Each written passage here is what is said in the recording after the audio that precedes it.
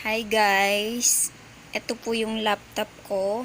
Ayan, nabili po siya 2016. Sa Qatar ko pa siya binili. Yung, yung pinagpuyatan ko, pinambili ko dito. Pero sa kasamaang palad, nakulob lang siya sa kwarto. Hindi ko siya nagamit. At di na siya nagbukas. Ayan.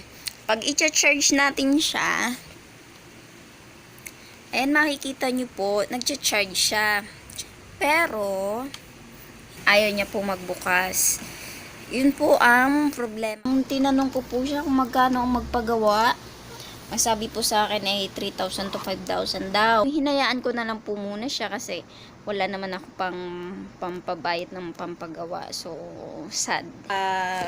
Na-research ko. So, susubukan ko po siya kung gumana. Kasi, mabigat. 3,000 to 5,000 daw yung pagawa. Pero, kailangan ko kasi siya. Kasi nga, nagpo-photo and video editing po ako. Tsaka photo coverage.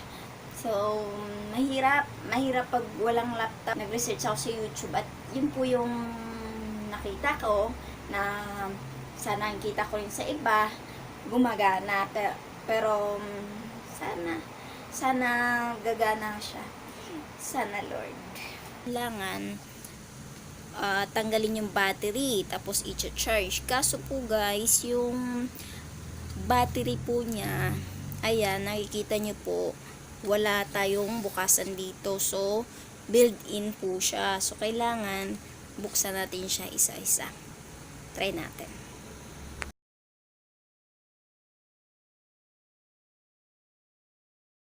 Buksan na natin.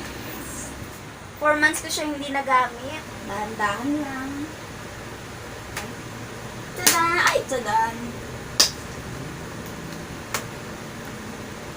Nasirap pa talaga. Ganda talaga. Lahat ng bagay nasisira. Feelings na nawawala kay feeling natin. Yan. Dandan lang yung pagbukas. Ang dumi. Alikabok. Yan, ang tatanggalin daw dyan ay yung battery. Yan po yung battery niya. Kaya, try natin.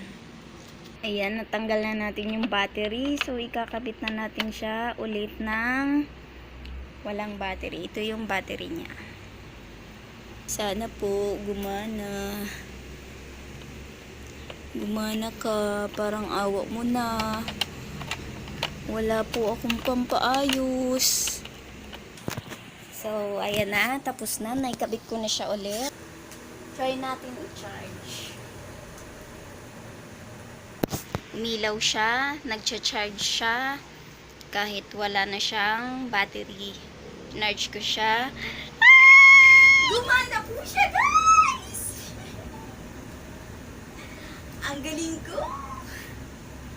Ayan, guys. So, hindi ko naman siya nire-recommend ng 100% working. Pero dahil nga sa experience ko, yan, gumana naman kaya